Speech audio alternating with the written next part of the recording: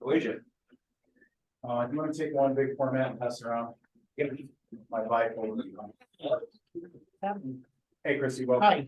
All right, guys, we're gonna roll right into this. Good afternoon. Welcome to this meeting of the Capital Program Committee. It's Thursday, September 14th, just after 1 p.m.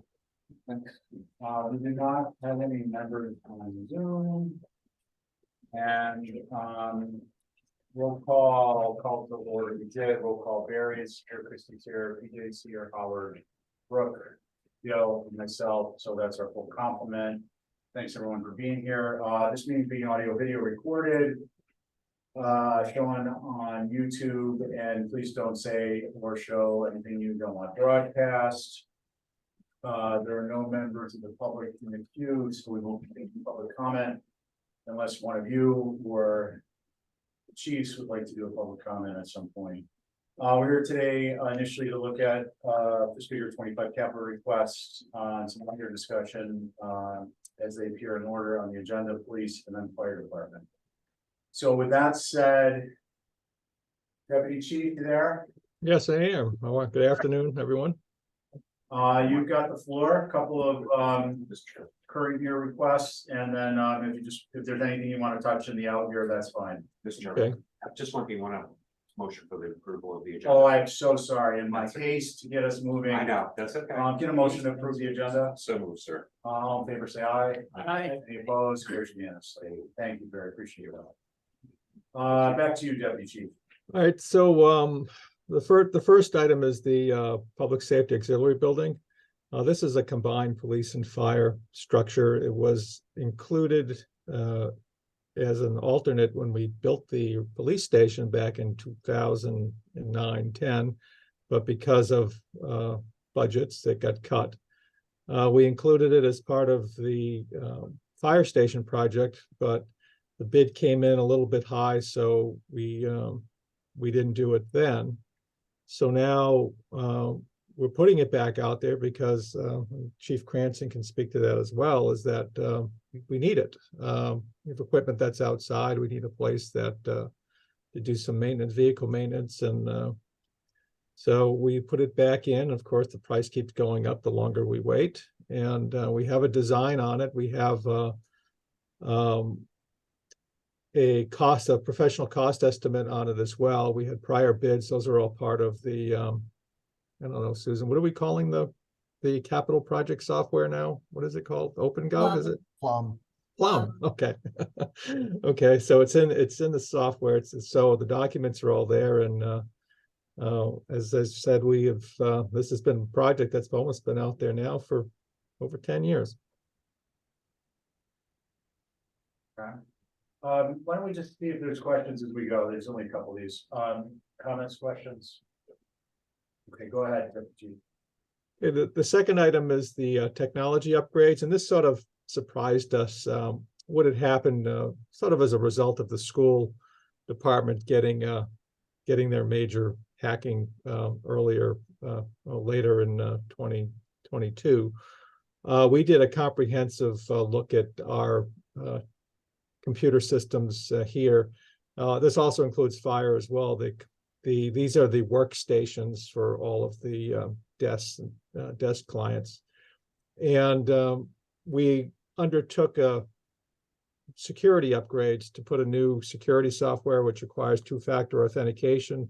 The town is doing that on their thing. So basically, you either get a code when you log in that shows up on your phone or on a separate device, so we know it's you. And we sort of ran into the problem that because all of our computers were all Windows 10 or earlier in older machines, they weren't compatible to put the security upgrades on them.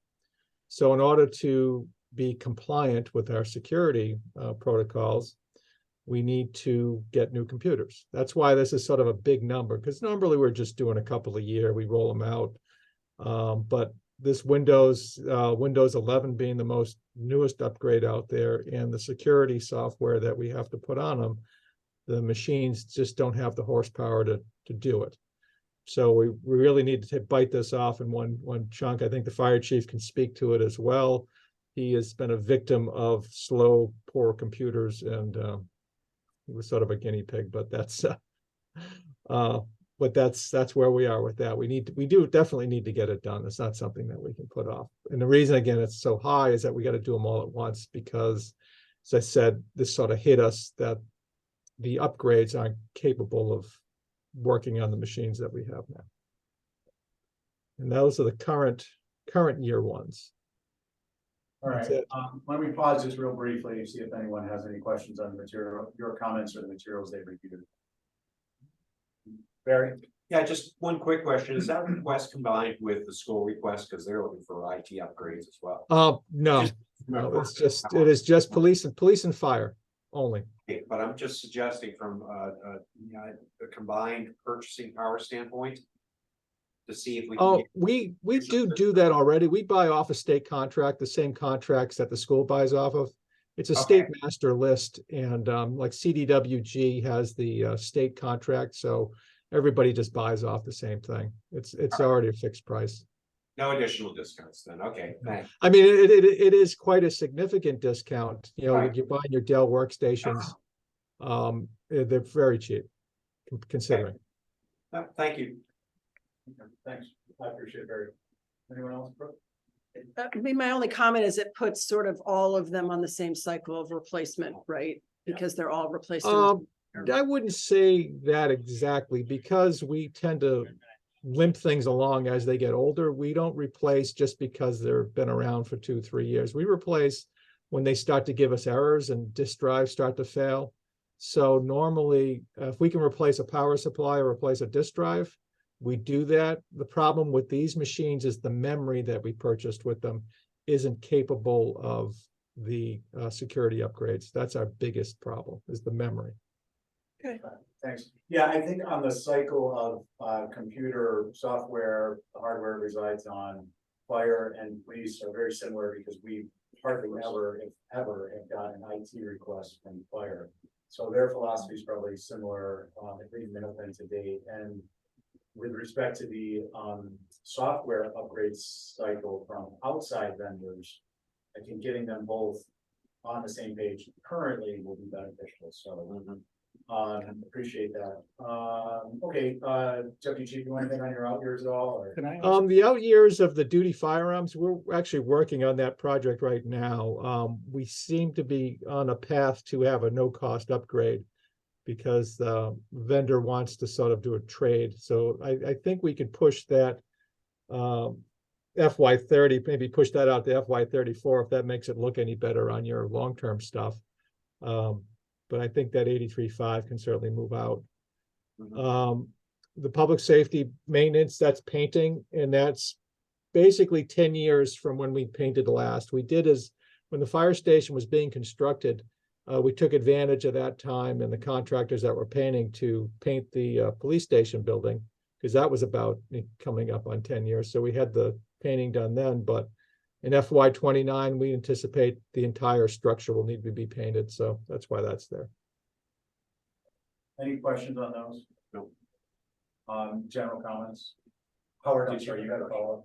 I did. I had two. Yep. The technology upgrade, and I'm sorry, I'm kind of new to this, so I'm asking the question, but you have a number in for fiscal year 25, but I'm not sure exactly what you're doing, but I wondered why you didn't have numbers in there budgeted for the out years beyond that too.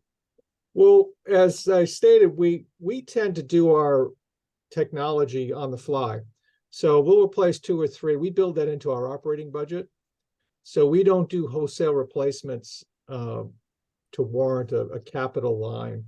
You know, this is a one-time thing that just sort of crept up on us of putting this 2-factor security on. And again, we probably should have done it earlier and worked it in, but it's a hassle for the users we just needed to do it. And then we found out we couldn't do it because our technology wasn't up to speed.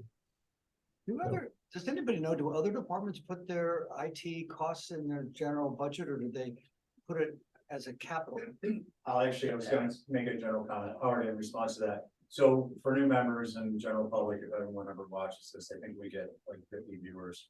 The capital expense is defined as something that is categorically a capital expense at or over $50,000. So as a result of that, what typically happens, is smaller capital items are, if they're more immediate need, or they're so small, relative to the overall budget, de minimis, they roll them into their operating. Okay, thanks. Because I think in the warrant meeting last year, there was a $44,000 computer line item that somebody was debating about for some odd reason, but that's. Yeah. Town IT does it that way. Town IT does as a capital, because they do an extensive, but they don't replace everything every year, but they call it a capital for you'll do 20, 30 devices a year. And I think it's probably included as our operating, because computers are like pencils. And town IT department, Yeah, I just they remember do the that. entire town, so why it is a capital item, I'm not sure, but that's a policy decision. Somebody should tell people to be consistent about that, I guess. That's what we're to help with, and IT is, Deputy Chief said, sorry, I just want to keep calling you Charlie. The IT comes in and I think what happens when we go to town meeting with IT, it's not broken out by line items. So they're putting in for a capital request for IT related, and it's a broader categorical listing in the annual warrant. At least that's how I remember it. But your point is well taken with respect to, does it meet the definition of a capital request? And we discussed that. We do discuss that on requests as they come in sometimes. Sometimes, for instance, a truck. Sorry, guys, just to the extent it's informational to the chiefs. If one vehicle comes in and it's 45,000, but they need another vehicle in the next year, we discussed that concept. Well, do we have them buy 2 vehicles this year versus not strictly meet the definition? So there's a little bit of wiggle room for interpretation. There aren't any capital request police who we're on top of that, but it is our job to be aware of it. So I appreciate you bringing it up. Could I ask a question on the auxiliary building? I'm sorry, I missed it. Please, no, Really quick. yeah, that's why we're here. Okay, so when I was looking at Rory, you had in the explanation 3.1 million for 2022, but in your breakdown of numbers, you had if you scroll down, you had 4.1 million, and I was wondering, is that because it's a 2025 number now and you added $1 million to it, or how did you? Yeah, that's correct. I mean, their escalators we're trying to build in that if we get an approval, we can actually construct it. The Harbor Master building is a perfect example of a project that's gone out over twice already, and every time the bids come in a little bit more than we have, then we got to start from scratch again. Public procurement in the town meeting appropriation process is a big pain in the neck, because we're always chasing numbers, and if we don't, the finance committee wants an actual number, and that's what a cost estimate, but by the time that number comes to reality, it could be almost a year and a half. And anyone in the construction industry knows a year and a half old number doesn't get a lot of things built. Right, so the 4.1 is a educated guesstimate. That's correct. And that was a number that an escalator that was provided by the estimating company, Bucknell Ryder. Thank you. PJ and then Christie. Thanks, Stephen. Deputy Chief, just looking at the supplemental documents, looks like the, Castle Boost, plan is from 2018. Any updated plans, or are we just still working off of? Now, we're still working with the original architectural drawings, because all of our costs are based on that. Yeah. Do you anticipate any changes, or any updates to the plan that might drive any updates in the bids?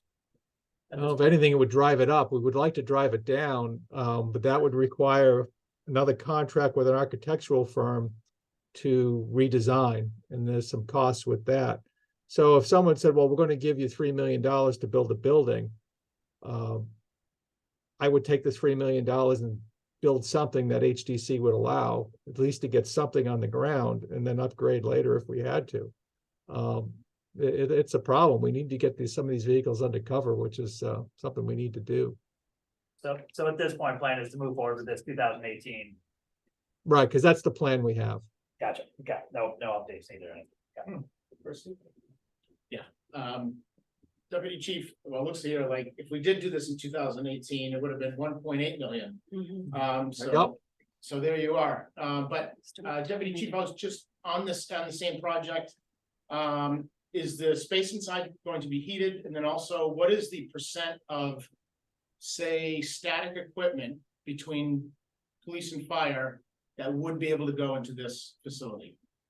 Well, I can't speak to fire, but I can say that the police, we have 3 vehicles, and the building is heated. The design has radiant flooring, which keeps it an ambient about 55 in the winter, just to keep everything not freezing. And that's the only heating for it.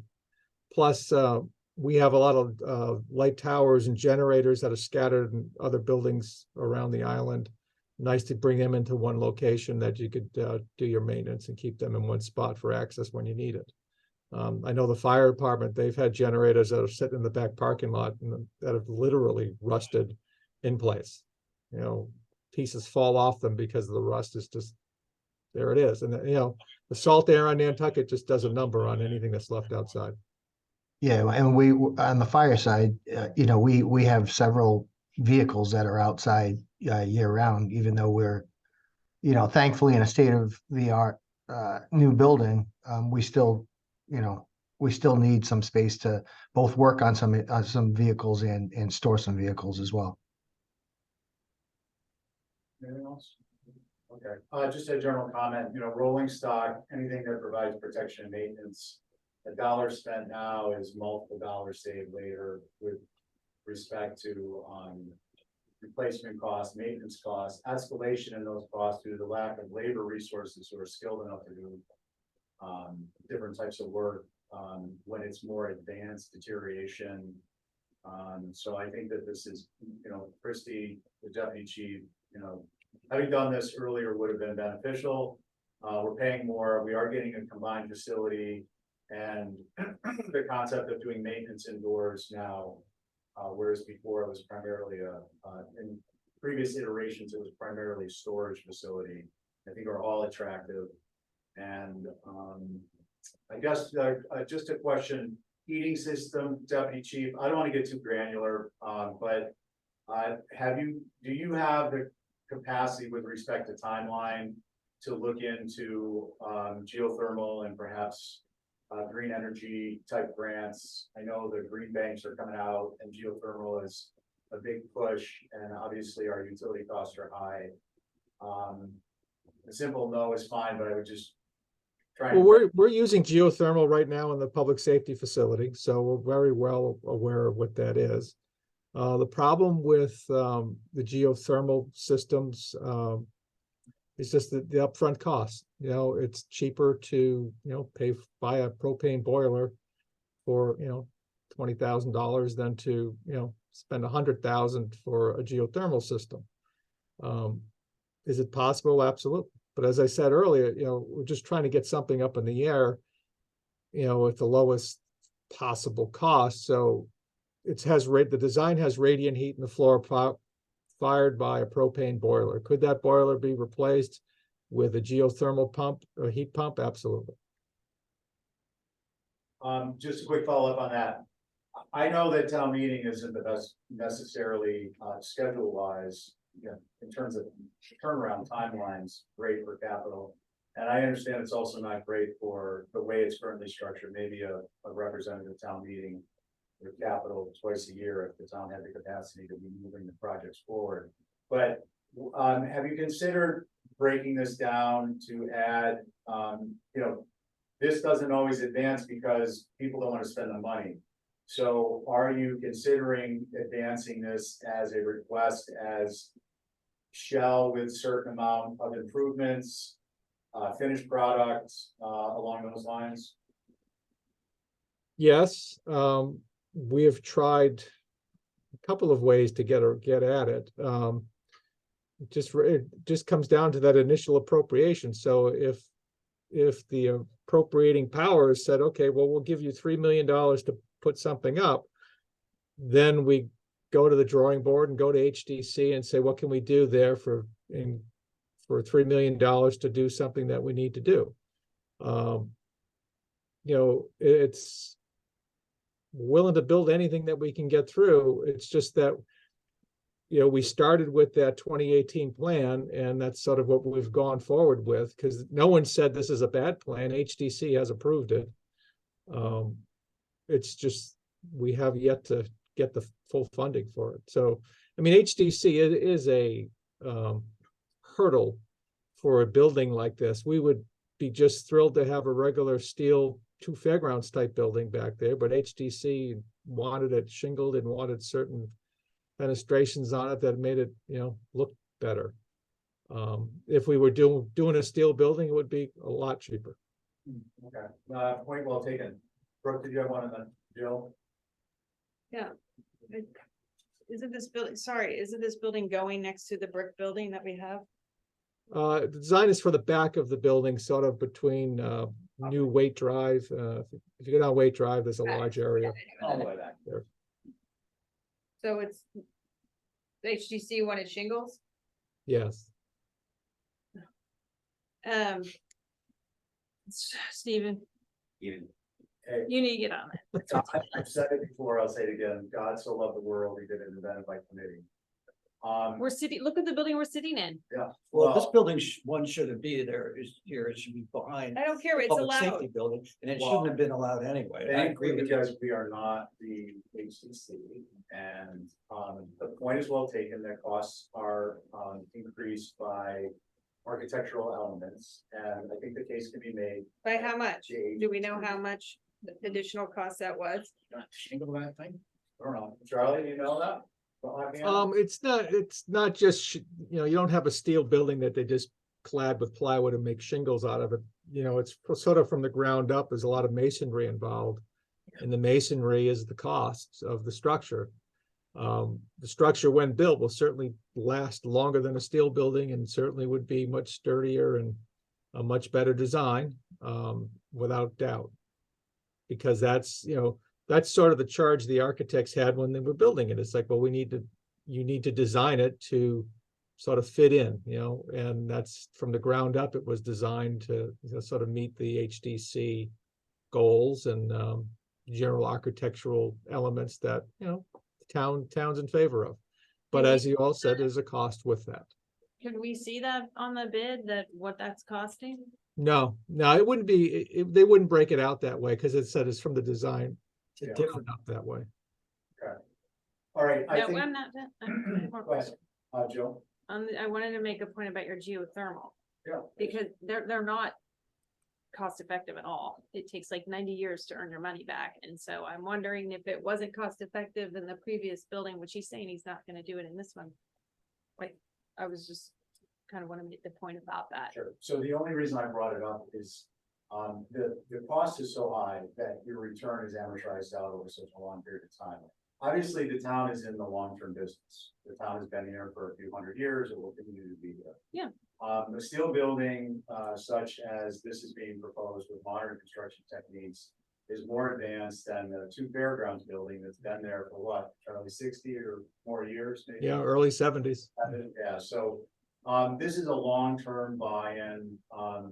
All of that doesn't, totally mitigate the cost of geothermal. The important element of that is state and federal funding.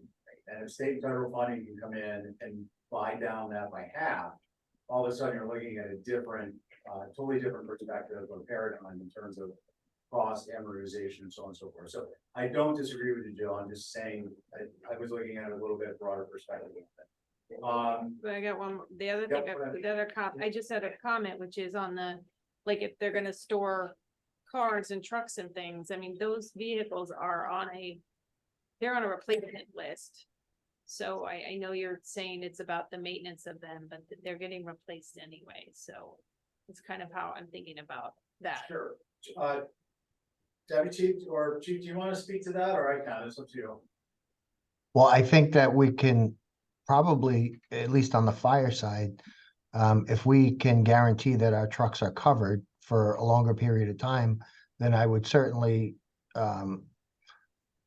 extrapolate out that theoretically, we should be able to increase the life expectancy and replacement timeline on the fire side. Okay, I was thinking that timeline is just set in stone, that you didn't even have control over that, so I guess maybe I didn't understand that part.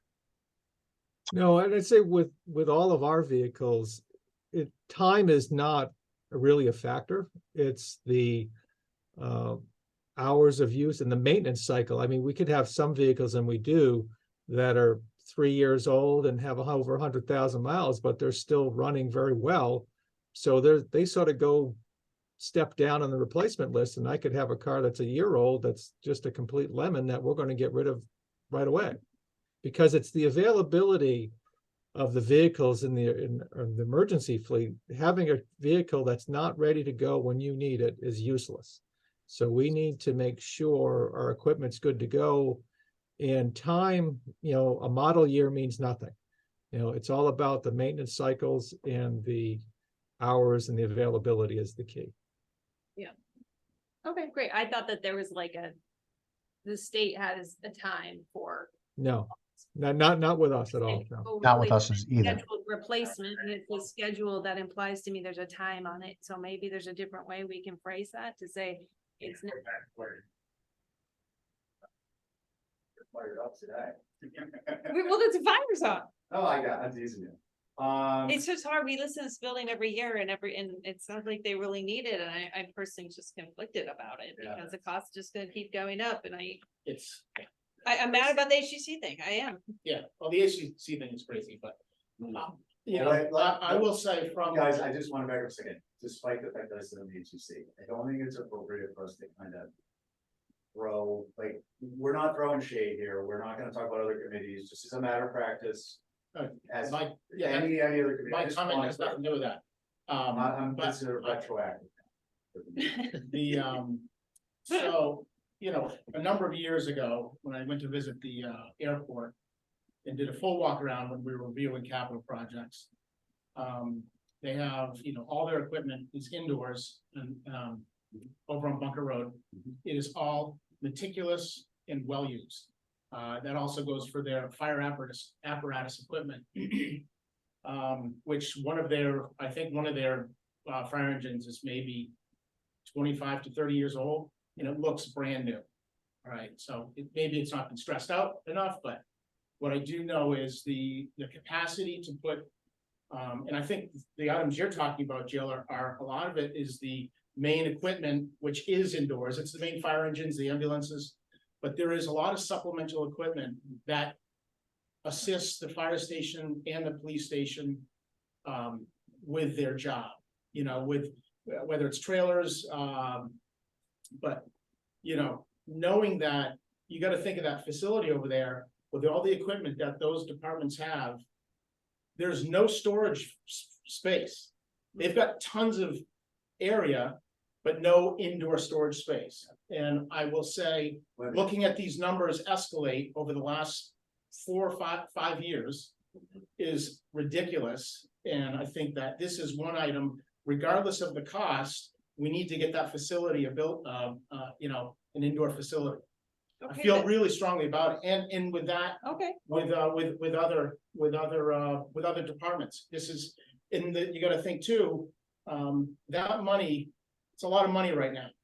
But we're getting the benefit year after year after year for 20 years out, depending on how that building ages, you know? And you guys, I just wanna remind you that we are gonna have a full-throated discussion and debate of these topics when we do Lori's as a group. So we're gonna individually do them, fill out the evaluations, and then we'll meet and we'll be discussing each of these to the extent anyone wants to. So with that in mind, I just wanna keep an eye on time. Yeah. And I'm thinking that we've kind of gotten into more committee discussion. And if we can go back to discussion, if you have questions on those topics or otherwise, back to Deputy Chief, and then we'll go on to fire. Not to cut off discussion, just to relocate it to another. Yeah, topic. I didn't come here with that No, I know. discussion. no. It I'm just- it's asking developed. questions, and I wanted, I'm glad he said that. Haven't looked at it, that's all, Right. that's all. Yeah, and I think, They're yeah, good questions. yeah, it's good. We're having a discussion. Yeah. We're gonna have that part of the discussion at a later date. Okay, but I still wanna have the discussion about the building costs and the materials of that. Sure, I feel like sure. that's valid and there are lawsuits going on where, All, all I'm suggesting is if we are gonna have discussion and it's gonna have particular topics or categories, that we take advantage of our time with the chiefs Right. and focus on that, getting that information. If they don't have it in hand now, if they can't just articulate it back to us, which I understand, then we give them a short list of what additional information we're looking for. So when we do sit down to have this discussion, we're well informed. That's all I'm suggesting. So if you've got specific costs that you're concerned about, let's put them on the board and ask for some additional information. That's all. I agree. I do have specific questions about those. Well, we costs, should but- talk about it. We'll do But it we later. apparently have to talk about that as a group because you're saying the HDC is like definitely not gonna approve that, and I'm not, I'm saying right now is a good time to focus because we have the department heads on what those categories of cost are that you're concerned about, and then ask for additional information. but he told me he can't provide it. It's not detailed. It's not provided, but we can request. We can request additional. Okay, I didn't know that. I just thought we weren't getting it. So, and again, I mean, anything you ask for, I can try and work it out for you. It's not, you know, if it's available, I can get it. Get a number for that easy. It just isn't in the materials that we have already provided. so along those lines, Deputy Chief, I think, you know, Jill brings up valid points and concerns as do other members in terms of support projects. Can we get a better breakdown? I shouldn't say better, a more detailed breakdown with respect to categorically not every single phase of construction, but perhaps you can break it down to along the lines of how this might be presented at town meeting, which is site development, structure, cladding, and if the cladding component could be broken out as an estimate, and then the interior elements and equipment. So then we can have discussion along the lines and of those items, but it will also give you the utility. If, I don't know how this is gonna get packaged to the town meeting, but if it gets to town meeting and you stand up, you'll have the numbers in hand to try and salvage it if it looks like things are going south. Okay, we can do that. Barry and then Howard, and then we're gonna move on. I'm gonna be real quick. Maybe what we just need to do is put a revisit list on here. So that if we start getting into very complex conversations, that somehow is now flagged out. Be able to deal with it at a whole separate juncture in time. So we can get through the meeting. With the, with people present. And if there are issues that look like they need further explanation or something, it's like, fine, flag it for another run later. Okay. So just a response, you're all familiar with the process on that.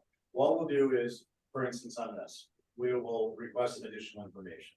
Or in a subsequent discussion, if we're looking for additional information, we'll request that. Then the topic, the particular line item, the particular request rather, will stay open.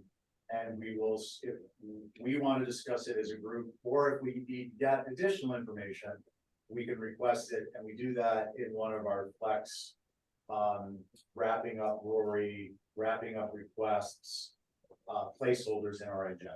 So this is, no one's gonna forget about this one, and we'll got an open request for information. I think it would be beneficial. Deputy Chief, you got a firm grasp on that, right? We don't need to send an email or anything. Nope, I can get it. Okay, thank you. I had Howard very and then quick. Jill and then Brad. Jill asked about the steel building, and while I think that it's not a great idea, and HTC aside, she deserves an answer to have a kind of an estimate of what that steel building might cost relative to this one. So that's what we've asked for, is the steel versus steel shingle. It's a different building. We just requested that.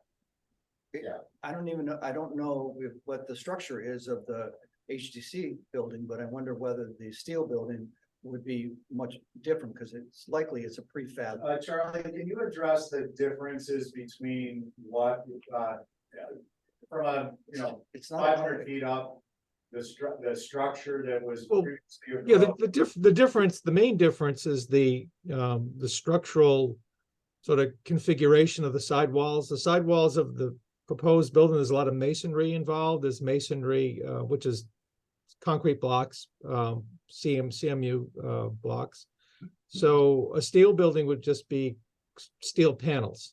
So this building is designed, has masonry walls, and there's a lot of insulated panels that go on those masonry walls, and the structure, is steel frame, but is mainly just for the roof, where a steel building is basically a solid steel frame and clad in steel.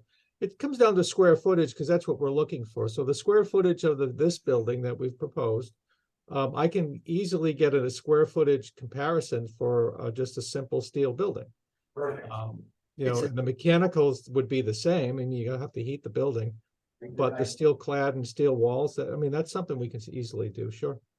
So if we could add that to the list, in terms of the breakdown. It would be a cost per square foot. That's what it comes down to. Yeah, that's fine. I think there's gonna be discussion about shingling, so if you could just estimate the part of the per building, what the cost is for the shingling based on, basic current costs here, square foot. Just one, well, and I'll break it out, but just one thing, and I don't, Mr. Chairman, I know you're well aware of it, but when you say shingles, there's more than shingles. There's corner boards, there's window trim, there's a lot more than just putting shingles, on a building. Agreed. What, agreed? Yeah, and I agree. I'm using terms in gross. Basically, when I used the term before, we're talking about the cladding package. So it seems like there is an appetite to have some discussion about steel and also the cladding. I just want to be clear, we're not gonna have free reign to be getting into discussion about HDC and whether. Right. No, and I can give you those costs, sure. But you can't do an apples to apples of cladding versus the steel because they're totally different. So having the number for the shingle cladding, it's nice to have it broken out, but it's not really gonna give you any information that's useful. Well, I think for purposes that I'm understanding, what we're actually trying to determine in our future discussion is the cost difference between a steel panel building that's on a steel structure and a masonry building with a steel structure that's cladded differently. And part of that discussion is going to involve the cladding package cost for both of those. So I agree with you that you can't do a direct comparison between the cladding package because it's not apple to apple. But we're gonna be looking at that as one aspect of each of the buildings.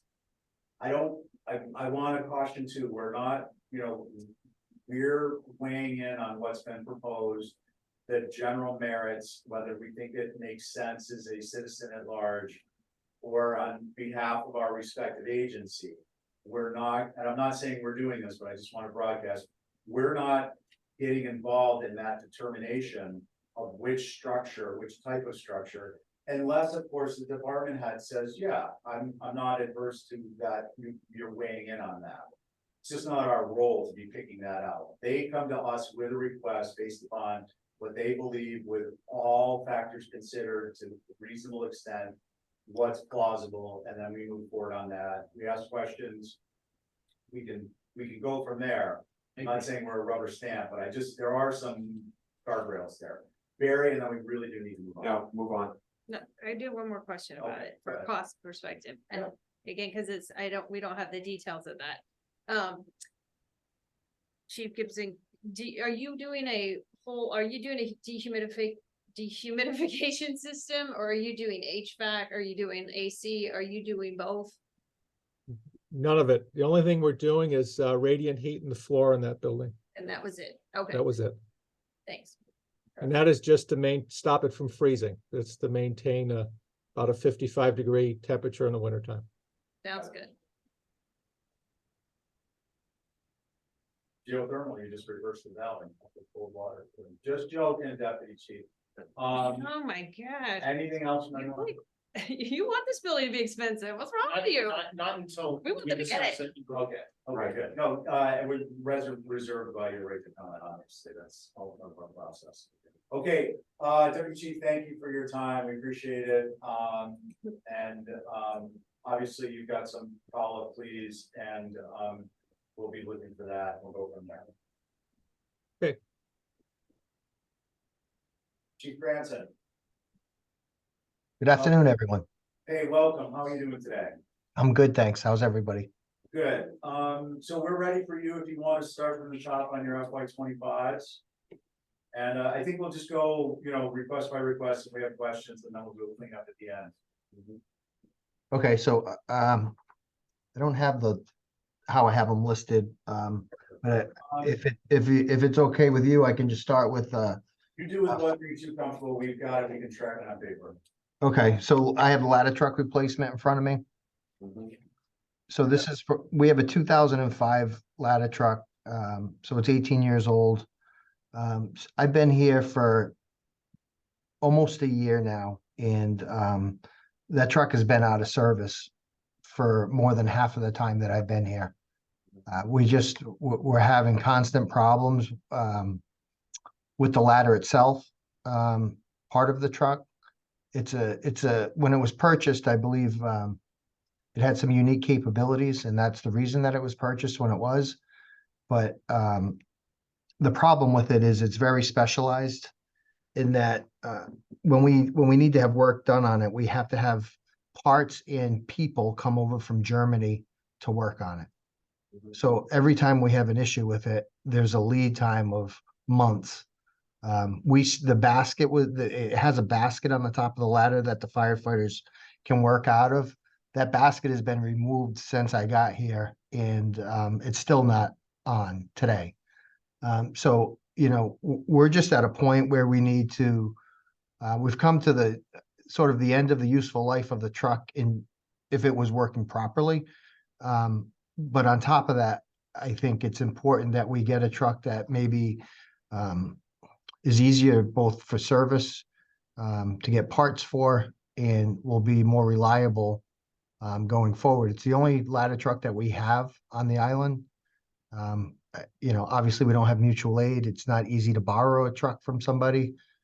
So I think it's important that's why I've moved this up. It was originally in I believe FY 26. I've moved it up to FY 25 for the reasons that I've stated. Questions for Chief on this one? Christie?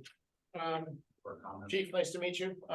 Just was curious if, is it too soon to say you have something in mind and that it will not require someone from Germany and parts to repair? I don't think it's too soon to say that part of it. I plan on getting, a truck that's, off of a competitive bid list that we already have. So we'll get the best price for what we decide that we need, but it'll be one that has from a manufacturer that has a long record of being able to provide timely service and those types of, issues that we've dealt with over the last few years. Chief, just one Okay, quick thanks, follow-up. Christie's got a follow-up. Chief, just one follow-up on that. Just curious, to sort of Jill's point earlier, do the apparatus, I know that, they do time out, but do the apparatus have service, like annual services that happen? That, with the proper, not just maybe staff or DPW coming to fix something, but do the engines go off, or do you have people come over and service them? I know this is your first year, but routinely.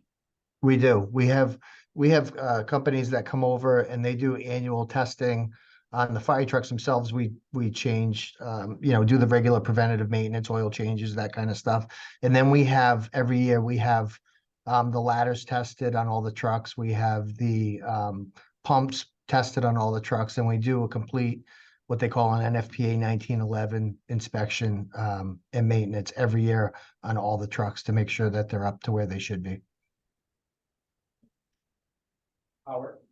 I don't know what standard practice is for fire protection rolling stock, but I was wondering if it's available, whether you've looked into vendor financing or leasing, because it's a great way to reduce the initial outlay, and you can. So, typically that falls more like on the finance department on how they choose to fund it, whether it's through municipal leasing or paying outright. I know, or at least I believe that the standard practice has been to pay cash if they can. But, certainly I know over the last few years, the municipal leasing rates were down around 2% or something like that. So that maybe was a time when it was more, appealing. I don't know that we're there anymore, but certainly that is something that I would defer to the, to Sue or to Brian Turbot. Howard? So what do you do, what do we do in that regard?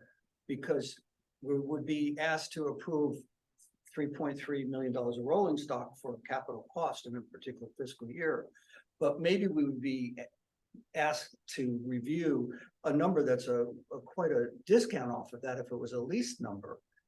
And so the question that's being in front of us is should we be approving it as though we're buying it, or should we be looking at both options? So, kind of a 2 or 3 part answer. That part of that answer is that, the determination of lease or purchase will come through from not only the department head, but finance and the town manager and their review. So with whatever with the broader picture they have in mind of all the different marbles and all the different balls in the air, to the extent that it's practical for them to share every bit of information that goes into the decision that they make, it isn't practical. So we trusted them to provide this is much like with the structure, this is what we feel is most appropriate. With this particular topic and the question you're bringing up, it's the form of acquisition, whether it's a cash outright, whether it's a leasing. It is, yeah. And it's totally valid, and it's what I would suggest is, in this instance, as an example, we'll have a follow-up question to Brian and say, hey, have you considered this, and can you give us, have you considered it? And if so, we just like a 3-sentence understanding of why or how this was determined to be more beneficial. Maybe he's gonna say it's the underlying interest rates, maybe he's gonna say there's some type of, I don't know what the answer would be, but we have the opportunity to do that.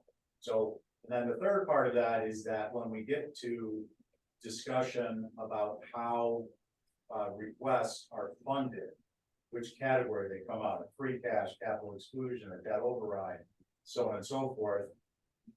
Leasing versus outright acquisition will become part of that discussion, including as relates to municipal finance law. So we can have a discussion about the leasing or purchase in the context of. There's no restriction in municipal law about leasing. Okay. But so just to reiterate what you said, because I think I understood it. We're looking at the objects and whether we think that the objects are important. At this point, and it's okay to bring up the And it's- acquisition elements, because then that broadcasts that we want some more information from the respective party who would give it to us. Yeah. Again, for later discussion when we're sitting down, and then we may revisit the request with the department head as a result, or we may say, oh, yeah, we're good with this. But totally within our purview, and great question. Okay. Makes sense? Yeah. Other questions, PJ? Thanks, Chief. Happy to make your acquaintance. Looking at the quote provided, looks like it's got about a $1.56 million estimate. The request is for 1.75. Just curious about the 190,000 difference. Is that just a buffer escalation, cost escalation buffer between the quote and when we actually engage them, if and when we do, or is there additional outfitting and equipment that will be purchased outside of the scope of this quote?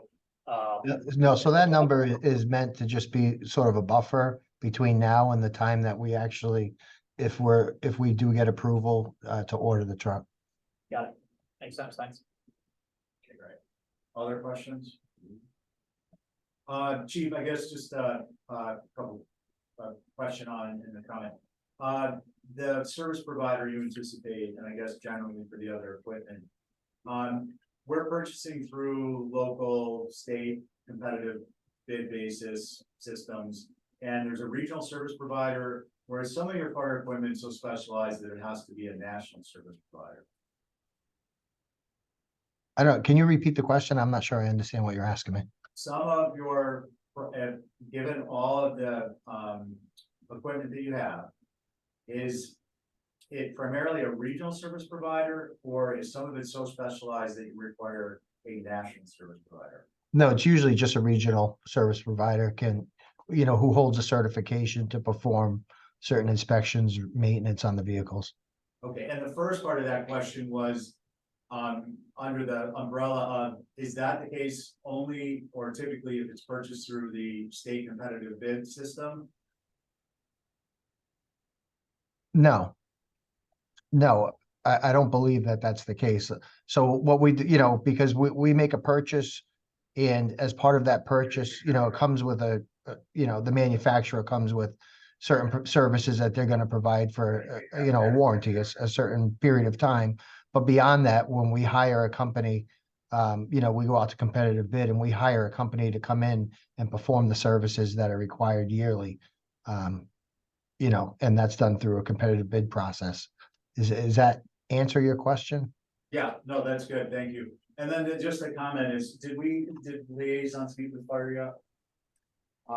I'd send something out to the chief and didn't hear back from him. Okay, so what I'd like to do is, well, I think in the future, what I'd like to do is go back to the system we had, which is have the department head go ahead and provide a couple of times and dates they're available. It's just more efficient for everyone. It eliminates emails that, the department heads don't need to be tracking down. They get an email from finance. It says, here, please reach out to these people and let them know a few dates with a few times and go from there. But the more important comment I think is, Chief, we would like to, if you have the time to meet with, you've got, little over $3 million in requests. If you would please make the time to meet and insight to walk through on site so that the capital program committee members have an opportunity to take a look at the items you have and are replacing and related. It doesn't have to be a lengthy meeting, but it will be beneficial when we have our future discussions on merits. So I think that would be helpful, and I just wanted to spotlight that. Yeah, no, absolutely. I look forward to doing that. That would be great. Who do I reach out to as far as the dates and times? We will send an email follow-up. Barry will forward, we'll double check we've got the right email address for you. And you get that information, and then if you could just provide that date, a couple of dates and times, that'd be great. Yeah, no, I appreciate that. That'll be great. Okay, moving on, other questions on this particular piece of equipment? What's next on your list, Chief? Engine 2 replacement. Okay, go ahead. So engine 2 is we have two identical engines. They're both 2006 engines, and they I believe they come from a military background. But the unique capabilities of these trucks is that we can actually have the truck moving and still be working off the truck with hoses. So these trucks are extremely important to us if we were to have some type of wildfire event. And the build of the truck is such that we can fit them in places where we can't fit some of the bigger apparatus. So we've had some issues with age with these two trucks. And so the truck is 17 years old. And so we're trying to get this truck replaced. I'd like to stagger, my plan is to stagger the identical trucks so that we don't, they don't come up for replacement again at the same time. So I think we have one that is in better shape than the other. And so that's why I'm trying to replace one now. Thank you. Questions? At this point. Next up. Chief? Next up is fire prevention vehicle, which is the fire department staff vehicle, and it says F-2090. So that just for the informational purposes, that's just the license plate that's on the vehicle. That is one of our fire prevention vehicles. So we have two fire prevention vehicles. We have two fire prevention officers. They're on the road every day for most of the day, conducting inspections, whether it be propane inspections, residential home inspections, commercial inspections, but they also respond in these vehicles to emergencies as well. It's a Ford Expedition. It's 8 years old, and it just takes a ton of wear and tear. Again, these are two vehicles that stay outside of the building. We don't have room in the building for them, so they're outside after hours. And so they need to be replaced a little bit more frequently than other trucks. Chief, on that one, just for clarification. We've got that as an FY 28. Is that an error? You have it as what, fiscal year 28? Yeah, as an out year request. Yep. Listed in fiscal year 28. That's not the intention. No, no, I had that in 25, I thought. Okay, Sue. did you Oh, want- yeah, I don't know why. I do see that in 28. I'm not sure why I did that. Okay.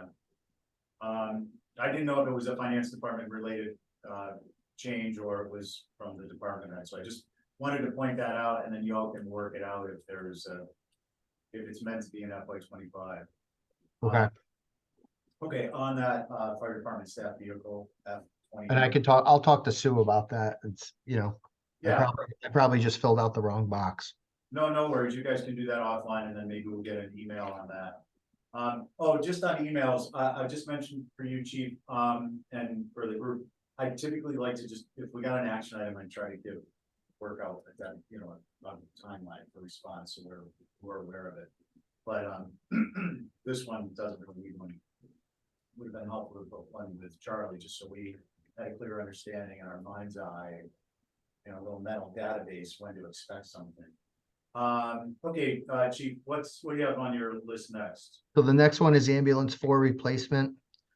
So typically with the ambulances, we have 4 ambulances that we keep in service. Actually, 3 we run in service all the time, and the 4th we sort of use as a reserve piece. This is where ambulance 4 is now. It's in our reserve piece. So we use that if one of the other ambulances has to go out for repair, maintenance, etc. But sometimes, especially in the summer when we get busy, we can put some equipment in that ambulance and actually staff it. So, you know, I think it's pretty obvious this is a very much a priority as far as what we do. We need to make sure that our ambulances are up and running. We can't borrow one from somebody else when they go down. So we do have a rotation. You know, we try and keep an ambulance as a first run vehicle for a couple years, and then we move it to second run vehicle, and then third run vehicle, and then ultimately reserve, you know, after 8 years. So that sort of speaks to why we have an 8-year replacement cycle on the ambulance. This particular ambulance that I'm talking about now is 7 years old now. So the lead time on getting these trucks is actually a little bit over a year. So we're going to be beyond that 8 years by the time we are able to actually get a new one. Questions for the chief on that one? No. I think, again, there is detail on them. Okay, what do you have next, chief? And a new administration car, EMS training deputy chief. So we recently got a funding and approval for another budgeted position in the department, and that is for a deputy chief of training and EMS. This will be either the number 2 person in the department or the number 3 person in the department. And we need a vehicle for them that is reliable and that they can use 24/7. You know, this person will be on call after hours and be called upon to respond to emergencies from their off duty. So we need to make sure that they have a vehicle that we don't presently have. Okay. Makes sense. Questions or comments at this point? Next. That's it. That's all I have. So did the F2090 then replace engine 1 replacement? Yeah, chief, we have engine 1 replacement supplemental funding, $50,000. Maybe that was, Is that, at this point, while we have you here, if you're prepared to speak on that, we could get the information, and if it turns out that that was moved to an out year, so be it, but then we won't need to have you come back. Yeah, so I believe that, Sue, are you online? Yes, I am. So did I make a mistake in Plum? I'm trying to understand what. So they're looking at the spending report, is what I run in which one are we referring to? Because I have it up on my screen. So engine 1 replacement supplemental funding, fire 24-001. For 50? The one for 50,000, I'm sorry. Yep. Yeah, that, I show that in FY 25, chief. Okay, That one would not have been anything you did in Plum. That was a, so prior, I believe, either this past fiscal year, fiscal 24, there was an appropriation to purchase engine one, and then this supplemental funding was planned for FY 25, and I believe it's to equip. I think okay, it's, so yes, that makes sense. So, it's nothing you put in, chief. okay, I understand, and that makes sense to me. But I believe this appropriation has been made for the year that, the fiscal year that we're in now, FY 24. We're in the process of purchasing an engine to replace engine one.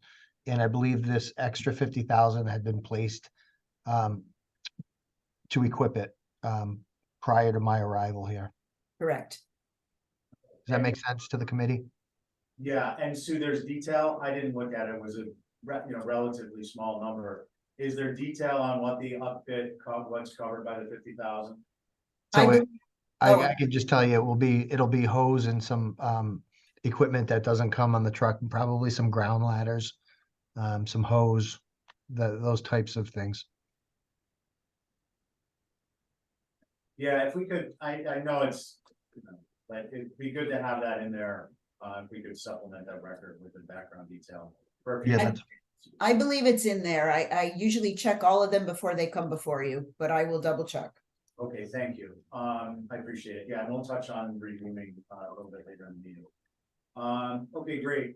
Chief, are there any out years? Well, you don't have to go through them all, but are there any, in particular for FY 26 or 27 that you feel, you want to comment on, or you don't have to, but if you've got some information you want to share. So the one thing that sort of sticks out to me is the sconset renovation, which we had I think we had in 25 and we bumped it out a year. So those numbers are just old, that we had in there. They were those are very rough numbers,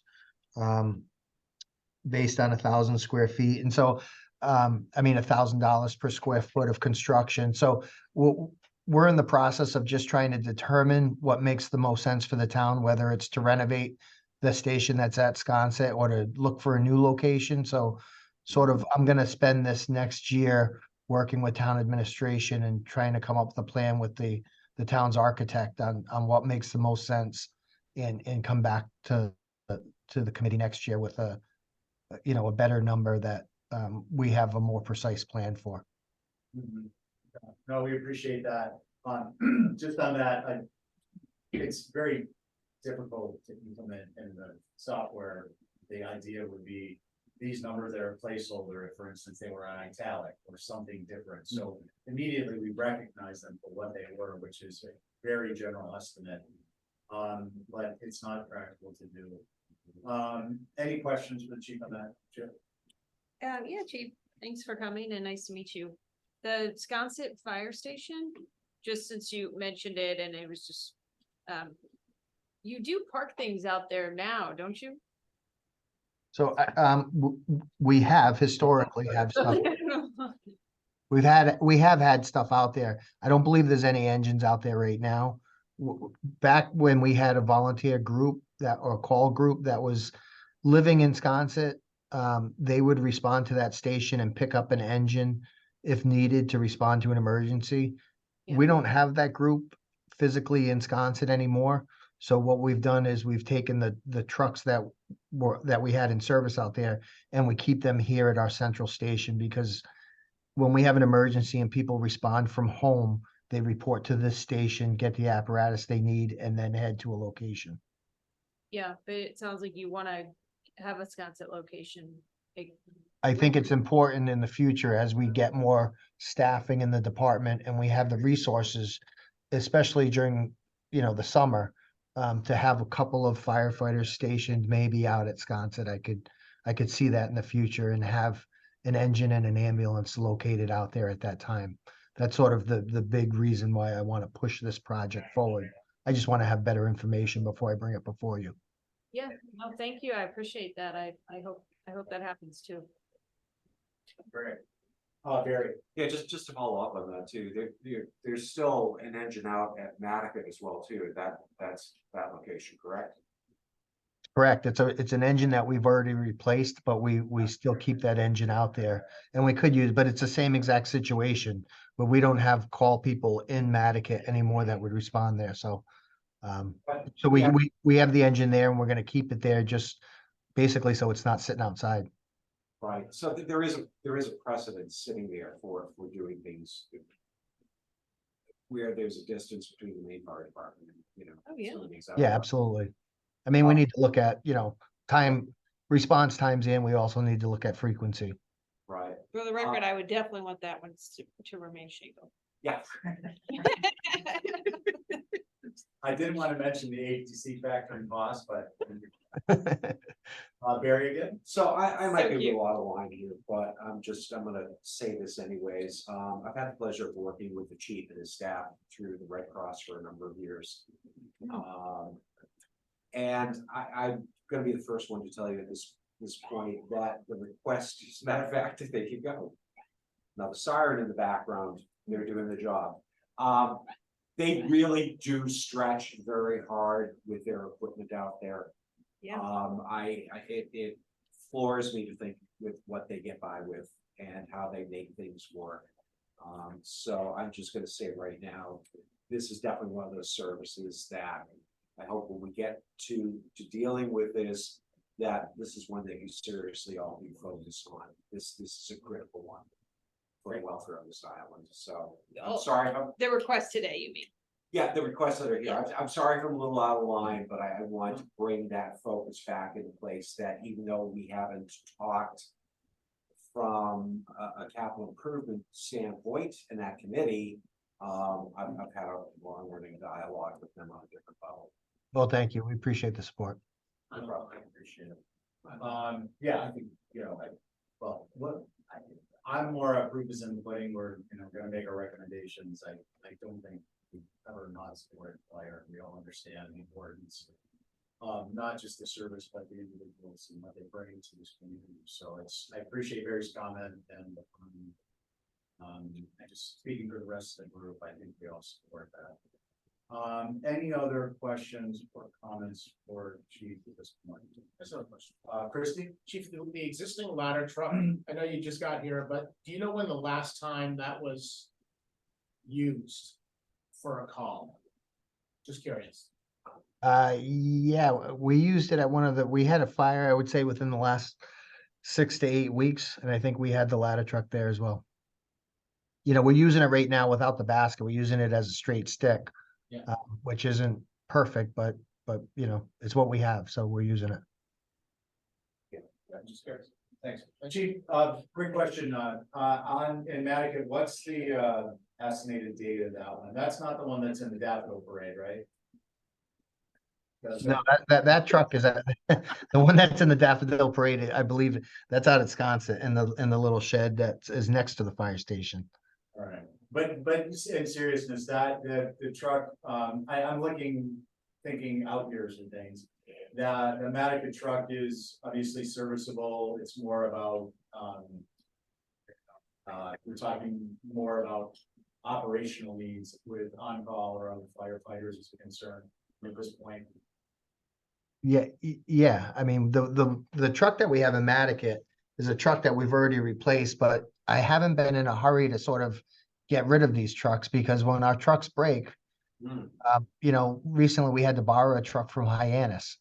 So, I'd rather sort of hang on to the stuff we know and we know maybe the issues that it has, and can use it in a pinch as opposed to borrowing a reserve truck from another department and not being as familiar with it. Yeah, I think anyone would be hard pressed to question that logic. Okay, appreciate it. Any other questions or comments at this point? All right, Chief, thanks for coming in. Thanks. If there's any follow-ups, it'll be through Sue, but I think we've got most of it covered here. Okay, I appreciate your time. Thank you very much. Okay, and we'll get you that email on the liaisons. Okay, that sounds great. Okay, great. Let's see, Jill, So I'm just saying he's gonna add into F290, so there will actually be Rory's for 1, 2, 3, 4, 5, 6 things? Six, thank you. Okay. Any other general comments on fire just while we're, okay. One, I just wanted to close the loop. Howard, when I was referring to municipal finance on capital, primarily what I was focusing on is leasing and capital exclusions. So capital exclusions are usually appropriated and they're paid the year that they're appropriated. So Yes, that would they're be required to be. Yeah, so that's all I was referring to. Yeah, I did muni finance, that's why I answered the Yeah, question. no, I don't know if there was any other. No, under leasing, it becomes an annual expense item. And so it has to be budgeted every year. But it's not like a capital program, which needs to have. So that, the discussion there would be with Brian or Sue is on how something like that actually gets put into play and how it gets appropriated. Because it's an annual expense versus, right, is it a straight appropriation, but it's for a It lease, doesn't or- need to be funded in full upfront if it's a lease. No, It does need to be funded up if it's an acquisition or it's an installment payment for an acquisition. If it's not an installment payment, it's a lease. so the interesting, and again, I don't know the answer and you may, but the interesting concept I would like. The world has changed since I did muni finance, so I'll give that. Well, no, but the part I would like to understand is if it's, well, it's probably more than one part, but if it is a line item on an annual budget, how is that carried? It would be in the general fund as a capital annual expense. And also separately, what does the appropriate, I'm just curious, I'm a little bit of a wonk on this stuff, is what does the appropriation language look like for something like that? We've never really seen a capital lease for a large ticket item, we wouldn't be doing with a $50,000 or $80,000 truck, but with a, million in that three-quarter million truck. Just kind of curious what it looked Well, like. first of all, if you had a fleet of cars, you Yeah. would do the lease, Sure, because yeah. you could have a leasing program. The answer is, I don't really know how that works Yeah. and it's covered by Massachusetts law, every state's different. Mhm. I could guess if you want to guess, but it's. No, probably no, not no, we're guessing. It's just when I was referring to the municipal finance addresses leasing capital expenditures. That's what I was referring to. It's, it's not, I believe it doesn't get considered as a capital expenditure at all. It's considered as an operating expense Yeah. that you Right. signed up for, that has annual payments, like if you rented a building. Yeah. You So signed a maybe lease. they could lease the auxiliary building and they don't need to come in front of us. Well, you know what, those are done that Those way. are over $50,000 though, I So mean. I know, So if a town Yes. wanted to do a building and they didn't want to come out of pocket for it. Yeah. They could find a private developer who would develop the building for their specs, and he would do or it could be a sale lease back, but he could own it and he leases it back to the town, and the town would have the right to purchase it at the end of the lease at a predetermined price or a fair market value price. Well, and the benefit of that is prevailing wages are required, so there's a significant savings on the front end. And Well, the savings is no capital out of pocket. It's like, buying something on credit. no, I mean, it's definitely an attractive option. So that's why I was so that may- surprised. so, and. we Howard, would have- this is so interesting. I'm sure you're so interested in it. I'm thrilled you're on this committee. No, and That's that would be, Yeah. that would be discussion that we try and flesh out a little bit, a little, directly offline with finance, to get an understanding of their philosophy, and again, their bigger picture, but then, it brought forth, at the committee level on maybe with respect to a particular request or just as a general philosophy. They might have a policy. They might say, Yeah, we don't exactly. want to lease, we want to Yeah. own. So, Cause lately, they were talking about buying from John Allen, was I remember last Well, year. one of the big benefits with leasing is that is not one that extends to municipalities, which is the tax advantage. There's no depreciation on Yeah, this so stuff. it doesn't It's really, around it. one of the bigger advantages of leasing But- goes away as a municipality. It does to reduce the cost, but remember, they have a taxable interest rate embedded in a commercial lease that for a taxable entity. A municipal finance may or may not have, but I believe it would have a taxable rate, but if the town went out and borrowed for it, it would be at a tax exempt rate. Right, you'd be looking at your carrying charge versus your. But I don't think that's relevant here really, No. because it's a private company doing the borrowing. You're talking about in the build scenario. No, you know, if I was GMAC and I was leasing you, Oh, I see what you're saying. you know what, and I went to my lender and I said I needed, you know, $30 billion for a leasing program, they would price it at some rate over treasuries. Gotcha. That makes sense. General Motors, Dan. Yes. I don't know what the AC stands for anymore. Acceptance Corporation, but I don't know what it exists as anymore. I picked up on what you were saying. Okay, so guys, we are, I think, good with our request. Sue, are you here? Oh, I'm sorry, I didn't see you up there. Do we have word back from Plum on when the evaluations are gonna be input? Yep, we received word back yesterday when I followed up with them, and one of the things I wanted clarified was whether if we change this, you have to understand it will affect all the historical projects, and they wanted Brian and I to weigh in on whether we wanted that to occur or we want to maintain historicals and only change new projects going forward. So obviously, both Brian and I feel that we need to maintain the historical Rorys and only impact all the new ones with these changes. That will take them more work to do and will be longer. So we do not have an ETA at this moment. Okay, so I appreciate if you guys touch base with me with that stuff. It's important to the committee's work to understand in advance what's going on. Number two, I'd like to be involved in that discussion on the programmatic side because these tables are created in a database, and once the table is created, the record is created, and the record is no longer altered by the inputs or changes to the underlying tables. So there should be no reason that the existing inputs, evaluations cannot be put in, and then the results will be a separate, they're all separate records left to right fields in the database. They're mutually exclusive, so it shouldn't affect them, and I would like to understand that more. We can do that offline.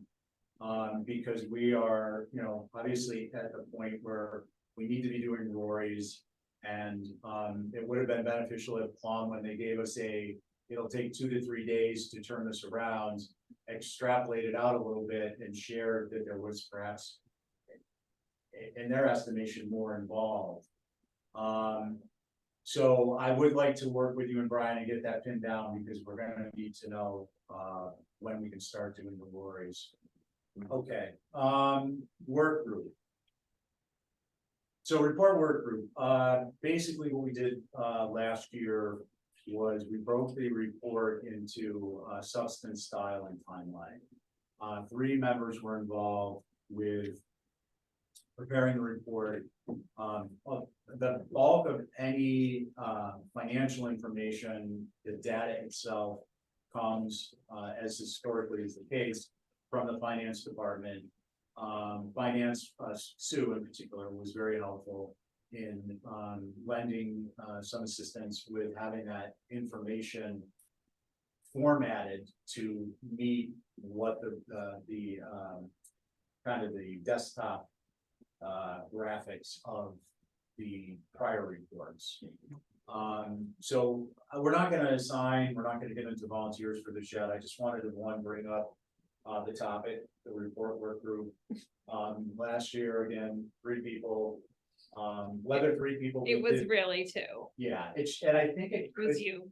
I wasn't as pivotal as Richard really did. Richard Yeah, I was a understand. lot of it, And I think- and so did you, Steve. And I think it could be 2. I think it could be substance and style, and then you just split the communications on timeline. The idea in breaking it out into getting 3 people involved was to distribute succession. Stephen And then Ball's Richard- not gonna be the chair of the county program committee forever, and rightly so. But then for Richard not, like, stepped off. But the idea was, you know, instead of my doing the report annually, getting others involved, understanding what the components are, getting some additional required support from finance. And that really came together well, and I appreciate it. I believe I thanked everyone then, and I'll publicly thank everyone now. But we're back at that point where we need to start thinking about who's gonna do what. For example, there will be requests that come in and they will involve a grant. And whoever is involved with the substance would want to be the one who makes a notation on their own worksheets, however their workflow is. So that later in the process, in a team effort, they're picking up on the fact that there was a grant, which would translate into different aspects of the report, including footnotes. Who the grant is from, what it is, how much it is, so on and so forth. So I wanted to get us thinking about getting involved in the report, work with members. Last year, what I volunteered was that people who volunteered would be able to pick their successor the following year. That was half of jest, and I think it's worthwhile. But I think my only condition would be, I think if it's gonna be 2 people, then we need at least 1 member who is a prior member, just for the institutional integrity of information and understanding. I think it would be more effective for everyone. If it's 3 members, I think it would be beneficial to at least certainly still have 1, if not 2. So those are the only thoughts I had. I know it's a new topic. We don't have to discuss it now. If anyone wants to discuss it, welcome to take feedback, and then we'll have it on the agenda for next week. And I would like to pin down who wants to be involved, and I will speak to the member, current, prior, existing member, who I think it would make sense to have involved. Okay. I'm not gonna put anyone on the spot. That's my information. So nice of you. Thoughts, any comments? The form of last year's report is in the database. The report is on the town website for capital program committee, and you'll see, one of the things, I guess, one of the important elements with the report was it comes in the form of a summary. The appendices are the detail, and then there's a separate section later in the report that outlines our process, and then another section that provides for our recommendations. I feel pretty strongly that the format should be retained. I mean, not necessarily saying the font and the colors, but for the sake of consistency, giving individuals an executive summary. The concept was that provided information for the select board in a way that was meaningful at a glance. FinCom in a way that was meaningful at a glance. Having the details in the different appendices which are tied to the executive summary was very useful because it gave people information who wanted to drill down.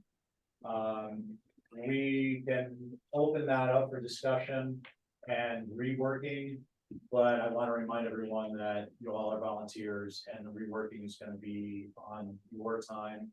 So not to dissuade anyone, should be a month shot. But in terms of like an overall of the report, I think if we were going to go down that route, we would want to be looking at that as a next year, and then planning a redo in the format for the following year. You know what I'm saying? Nobody's talking about reformatting. No, I just I'm broadcasting thoughts, so you all know what I'm thinking is, the person who's currently in charge with leadership. And I I've don't never been want on a committee that the chair didn't write the report. 4 years in. That was a joke. Double that. He still put his name on it. No, he was so involved, even though he said he made it sound like he I'm not. passed it off. not. You It you was- didn't. You were Sue so did- involved. Sue did a yeoman. Sue was great. Job. Yeah. She did. She It was a great. Yeah. lot. I Um, can confirm he wasn't involved. He let Richard and I do most of it. I didn't, it needed to transition, so. My role in it is basically just taking a step back and looking at it from 500 feet. That's the report work through. We didn't have anything come up with green sheets, anything, again, that would be to report back to the respective committees or commissions or boards that we have liaisons from. Can I, Yeah, please. just coastal resiliency? Oh, please. Yeah. Yeah, committee reports. Yeah.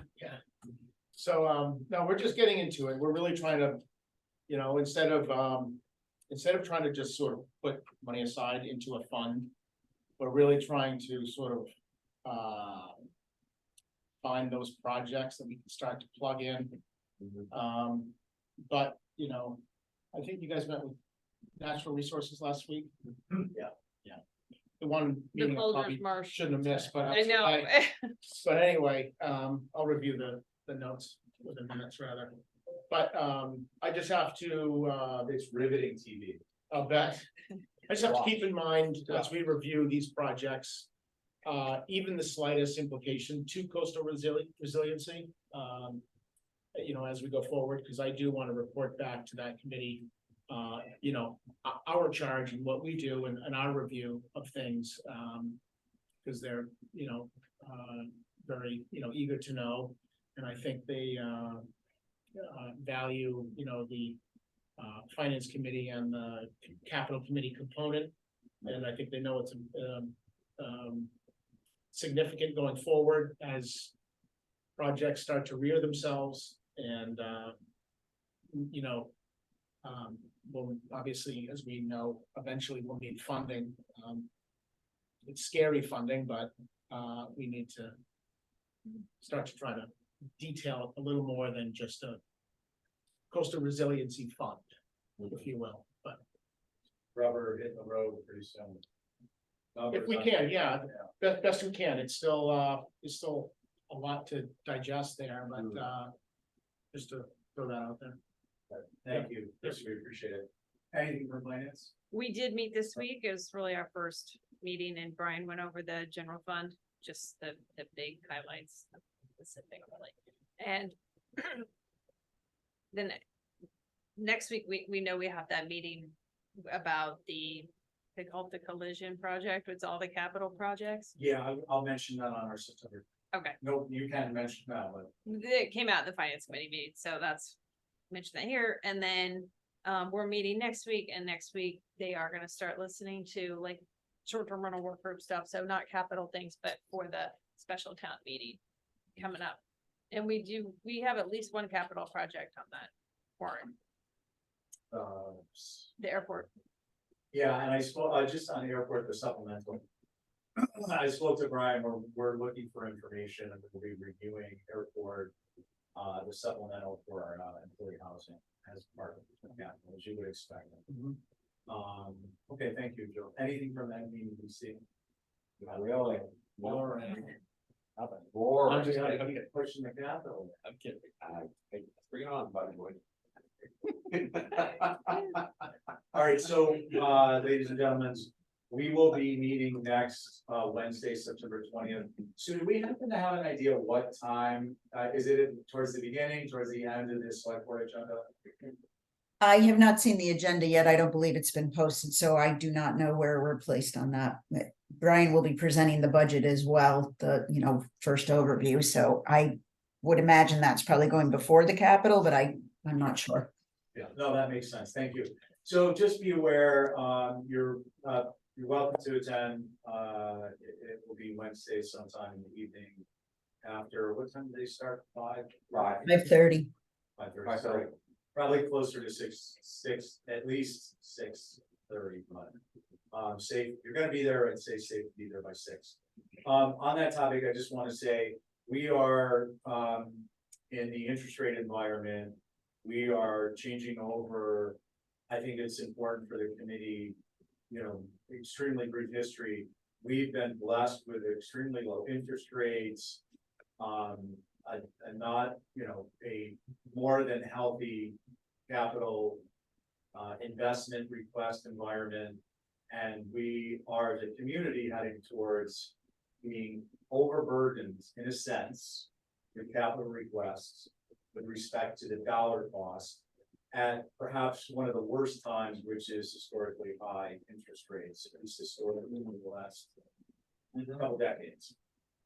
So I just wanted to, you know, comment, because it's important for us to be aware that that is going to create the result. I guess the result of where we have been is that our recommendations typically closely track, if not exactly track, recommendations from the town administration.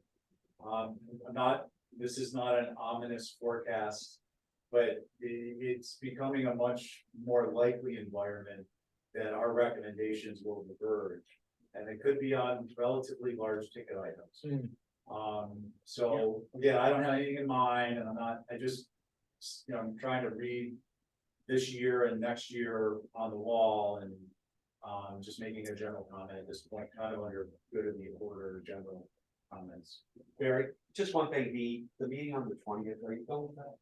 I will be there. We will, Sue has provided, thank you, Sue, a draft agenda, so we will be noticed if you want to Zoom or show up and So, comment, you may. good. I just wanted to make sure the meeting's gonna be posted because, yeah, we're there. So we did get feedback. Jill, I think you commented you were gonna be there. Brooke's gonna be there. I'm gonna be Oh, there. was it Brooke? Oh, at Oh, the meeting Brooke, next you- week, Yeah. 20th, yeah, Wednesday. yeah, the collision project. That's the, Yeah, it's not a meeting, it's for. Yeah, let's Section. put up for the public. Finance Department is doing a presentation on general fund, capital, and town administration, including finance department, are highlighting some of these kind of, I think what I'm talking about here is that there's going to be a much greater competition and high dollar amount requests in the pipe, and that, we're just kind of broadcasting that to the select board and the community. Yeah. We have competing priorities always. These are gonna be enhanced. Comments, anyone? We got data next meeting. How about a motion to adjourn? So. Second. On your motion, all members of Barry's motion, say aye. Aye. Any opposed? Thank you, Sue. Thank you. Welcome. I'll touch to follow up with you and Brian on the phone. Okay. Thank you. Sorry, I was a bit salty. I gotta go eat something. I'm about to die. Oh, Yeah.